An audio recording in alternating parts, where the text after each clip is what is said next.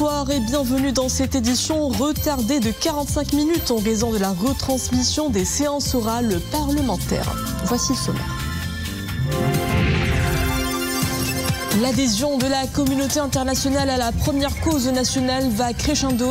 La République de Macédoine du Nord vient de considérer le plan d'autonomie comme l'unique base pour le règlement de ce différend régional. Position exprimée par le chef de la diplomatie macédonien à l'issue de ses entretiens à Skopje avec Nasser Bourita.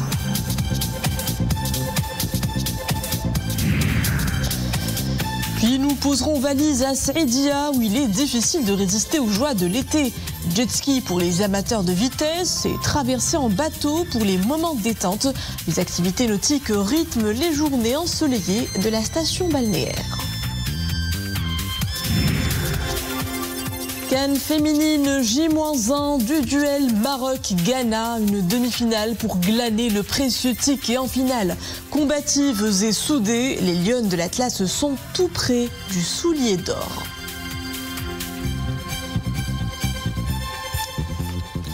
Bonsoir, le Maroc poursuit sa marche résolue vers la consécration de ses intérêts suprêmes sur ses provinces du Sud. Un consensus international solide et un appui renouvelé à la première cause nationale.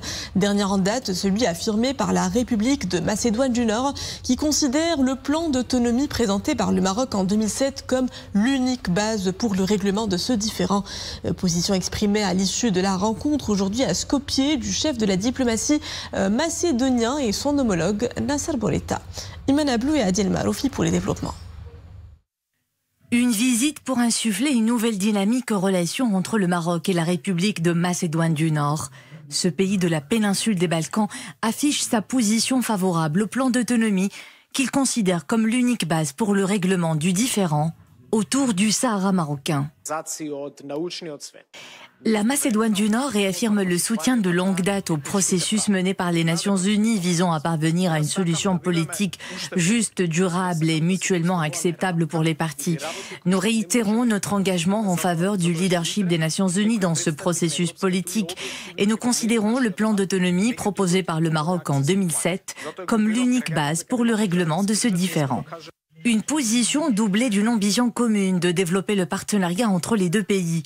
Le Maroc et la Macédoine du Nord franchissent une nouvelle étape dans le renforcement de leur coopération bilatérale à travers la signature de deux mémorandums d'entente visant à élargir et à structurer davantage leur partenariat sectoriel.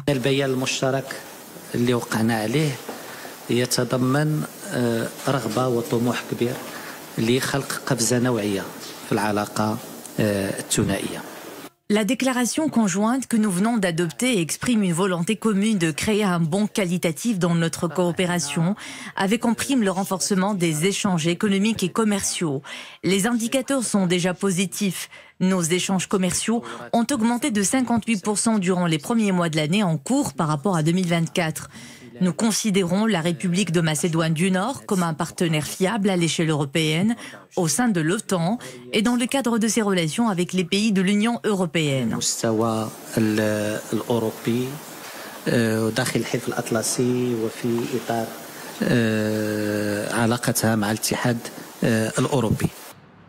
Et dans le cadre de cette visite, Nasser Bourita a été reçu en audience par la présidente de la République de Macédoine du Nord, Madame Gordana Silianovska-Davkova. Il s'est également entretenu avec le président de l'Assemblée macédonienne, Afrim Gashi. Et dans l'actualité parlementaire, sachez que les deux chambres du Parlement tiendront demain une séance plénière consacrée à la clôture de la deuxième session de la 4e année législative de la 11e législature. Une séance qui se tiendra juste après celle dédiée à l'examen et au vote des textes législatifs finalisés. À Raza, la solidarité marocaine se déploie une nouvelle fois sur le terrain au plus près des familles déplacées. Malgré un contexte sécuritaire difficile, l'agence Beit Mal Al-Quds Sharif a pu accéder samedi au camp d'Al-Bouraïj, à l'est de la bande palestinienne, où la troisième phase de la campagne marocaine d'aide humanitaire destinée aux familles les plus nécessiteuses a été opérée. Avec le soutien financier de l'association marocaine d'appui à la reconstruction en Palestine, des aides ont été distribuées directement au profit de 500 familles bénéficiaires. leur évitant ainsi les risques liés au déplacement vers les entrepôts et les points de distribution.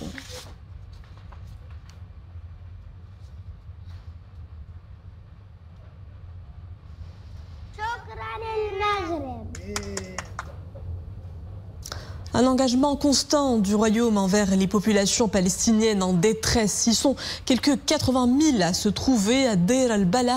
Ces Palestiniens ont reçu un ordre d'évacuation massif vers le sud, émis par l'armée israélienne, ce qui porte un nouveau coup aux civils déjà fragilisés par la nutrition. L'ONU et des ONG font régulièrement état d'un risque de famine Rza, appelant Israël à lever le siège et laisser l'aide humanitaire entrer en toute sécurité et à grande échelle.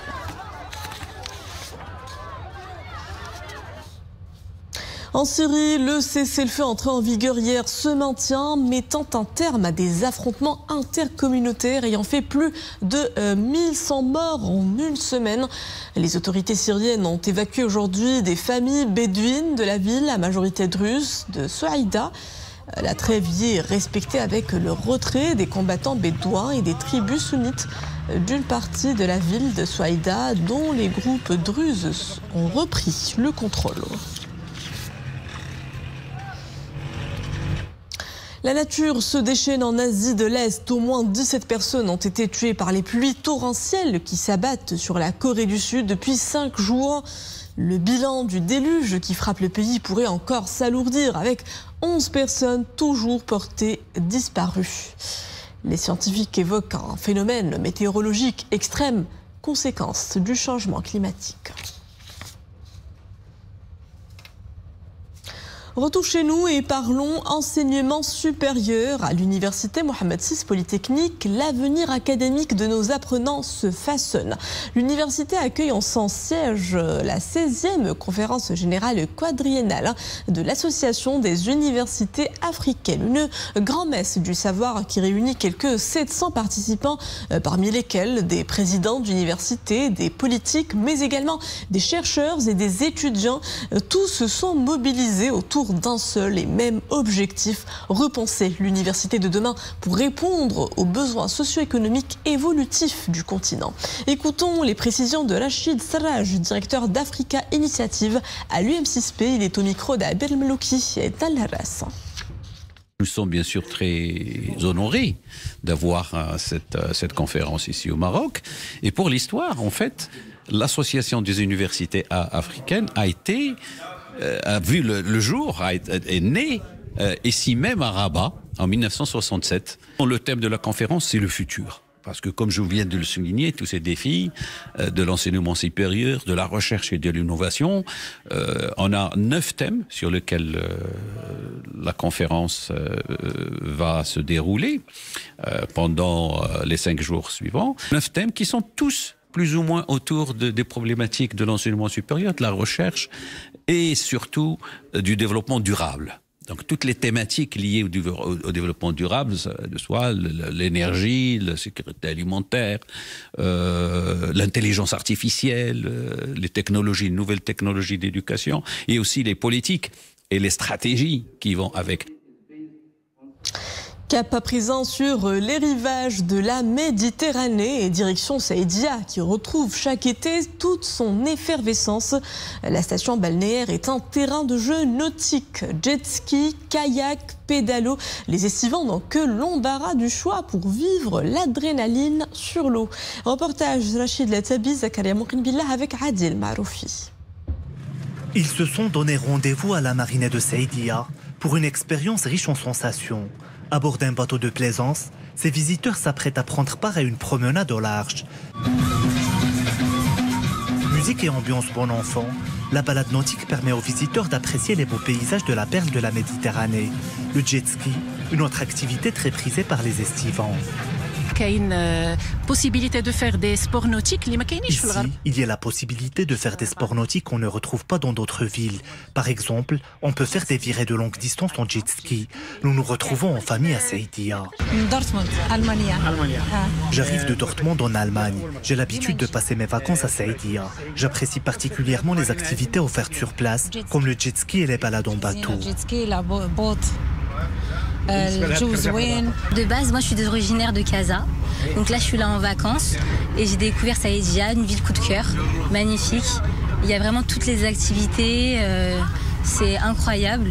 Et vraiment le groupe Panam Marina Jet, excusez-moi, vraiment il y a tout d'accessible, l'accueil est chaleureux.